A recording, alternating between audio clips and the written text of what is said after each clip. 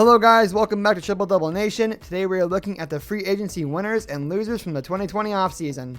Let's get into the video. The 2020 crop of NBA free agents isn't the most exciting we've ever seen, but that doesn't mean the offseason activity has to be any less wild.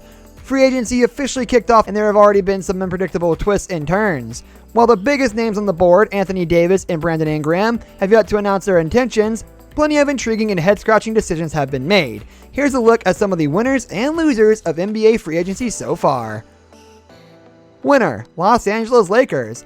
The Lakers have come away as one of the biggest winners of the early free agency period. They made a huge splash by agreeing to a 2-year, $19 million deal with reigning Sixth Man of the Year, Montrezl Harrell, who reportedly turned down more lucrative offers to join the champions. Before that, the Lakers made a shrewd move by agreeing to sign veteran guard Wesley Matthews to a 1-year, $3.6 million deal. Matthews will replace Danny Green, who the Lakers sent to Oklahoma City in the Dennis Schroeder trade. It looks like a great move for the Lakers since Matthews had nearly identical averages to Green last season and will make $12 million less this year. The Lakers were also able to bring back Kentavious Caldwell-Pope, arguably the team's third best playoff performer during the title run, on a 3-year, $40 million deal, and then reach an agreement with veteran center Marc Gasol as an upgrade to JaVale McGee. Assuming Anthony Davis re-signs, as everyone expects, the Lakers appear to be favorites to repeat heading into the 2020 season.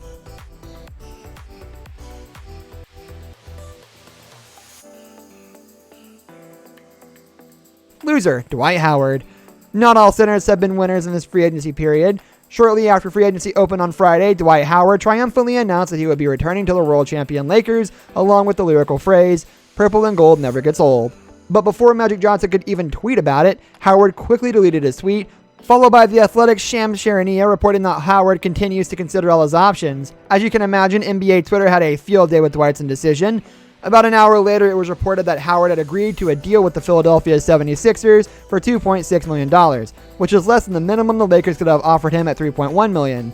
It turns out, according to a report from Yahoo Sports, that Howard thought he had an agreement in place with the Lakers, which prompted the tweet, only for the team to quickly inform Howard that no formal offer was ever made. You can't make this stuff up, people. Howard has been one of the most entertaining and polarizing players in the NBA throughout his career, so we should have known his free agency would contain a flair for the dramatic. Winner, Gordon Hayward. Who among us didn't spit out our half-chewed lemon pepper wings when Gordon Hayward declined his $34 million option for next season? Well, the man clearly knew what he was doing. Hayward, who has averaged 14 points, 5.4 rebounds, and 3.7 assists on 36% three-point shooting the past 2 seasons with the Celtics, after suffering a horrific leg injury in 2017, secured a 4-year, $120 million fully guaranteed contract with the Charlotte Hornets, who apparently outbid the Indiana Pacers, reportedly Hayward's preferred destination. After being relegated to the 4th option at times with the Celtics, Hayward will presumably become a primary scorer and playmaker in the Hornets offense, similar to his role with the Utah Jazz. Loser, Charlotte Hornets. The Hornets looked ready to bottom out and rebuild as they turned over the franchise keys to LaMelo Ball, Devontae Graham, and their younger talent. Instead, they went and signed Hayward, who may not even be a number 1 option at this point in his career, to what our Sam Quinn called one of the worst free agent contacts in recent memory. Yeesh. As Quinn points out, Hayward's contract will actually cost the Hornets more than the original terms of the 2017 deal with the Celtics because Charlotte has to waive and stretch Nicholas Batum to free up cap room. Hopefully Hayward performs well and all is good in Charlotte, but these are the exact type of contracts that hamstring franchises for multiple years if they go south. Winner, Fred VanVleet. We're not going to list every single player who agreed to a big deal as a winner, but we have to give a huge shout out to Fred VanVleet, who agreed to a 4-year, $85 million deal to return to the Toronto Raptors. It is the largest NBA contract ever for an undrafted player, and after the deal was announced, VanVleet replied to his own tweet from 2016 that read, "Bet on yourself," with $ emojis. It's hard not to root for this guy. Winner, centers. Reports of the death of an NBA center are greatly exaggerated, at least financially. 2 of the biggest deals agreed upon after free agency went to Myers Leonard, 2 years, $20 million from the Miami Heat, and Mason Plumlee, 3 years, $25 million from the Detroit Pistons, who we'll talk about later. Later, San Antonio Spurs center Jakob Poeltl agreed to a 3-year, $27 million deal, outdoing both of them. While Poeltl's deal is not unreasonable, Leonard started for the Heat during the regular season, but fell completely out of the rotation during the finals run. While Plumlee averaged 17.3 minutes per game, 10.8 in the playoffs, as Nikola Jokic is back up with the Nuggets, so it was a little surprising to see that much cash thrown their way.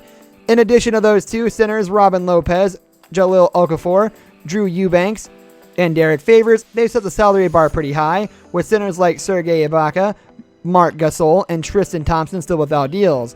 The boardmen get paid indeed. Winner, Portland Trailblazers. The Blazers went through almost the entire 2019 and 20 season with extremely limited wing options, and that was clearly a position of priority this offseason. After trading for Robert Covington from the Houston Rockets, the Blazers added athletic wing Derrick Jones Jr. in free agency, while re-signing Carmelo Anthony and Rodney Hood. That is a deep, talented crop of wings to put around Damian Lillard and CJ McCollum, with Jusuf Nurkic and Zach Collins in the middle. After a down year, Portland appears to be right back in the mix in the Western Conference. Winner, De'Aaron Fox. Fox became the first player to receive a max contract in the 2020 offseason, agreeing to a 5-year, $163 million extension for the Sacramento Kings. While fellow 2017 draftees Jason Tatum and Donovan Mitchell are also expected to sign max extensions, there was at least some debate surrounding Fox, so good for him on cashing out. He'll now look to lead the Kings to the playoffs for the first time since 2006. Loser, Detroit Pistons. Look, maybe the Pistons are playing chess and we're all stuck here trying to maintain the sanctity of our back row while playing checkers. They agreed to deals with both Mason Plumlee and Jahlil Okafor, adding to their existing center crop of Dwayne Dedmon, Tony Bradley, and recently drafted Isaiah Stewart. Yes, that's 5 centers on one team. They're reportedly going to waive and stretch Dedmon, but still.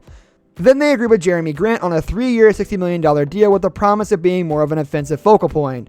While they could have instead retained Christian Wood, who agreed to sign with the Rockets for 3 years, $41 million, they also struck a deal with Josh Jackson, which isn't a terrible move for a rebuilding team, but still adds to the weirdness.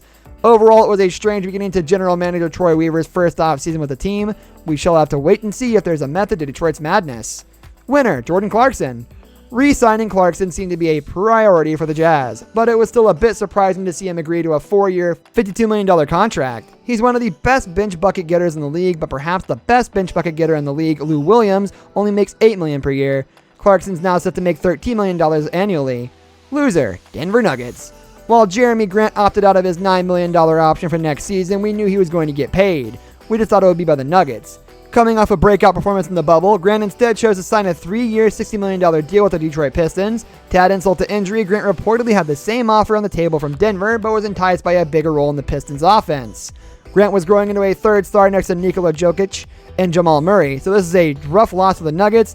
On the plus side, Denver fans got to watch Argentinian human highlight film Facundo Campazzo for the next 2 seasons.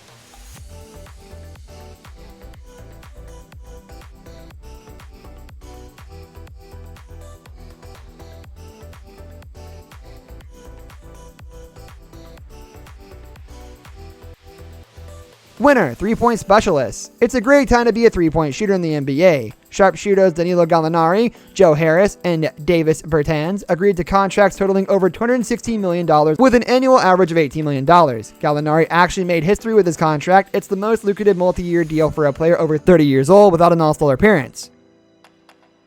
This brings us to the end of our video. I hope you enjoyed it. Hit like if you did, and don't forget to subscribe to our channel so you don't miss out on any of our videos in the future.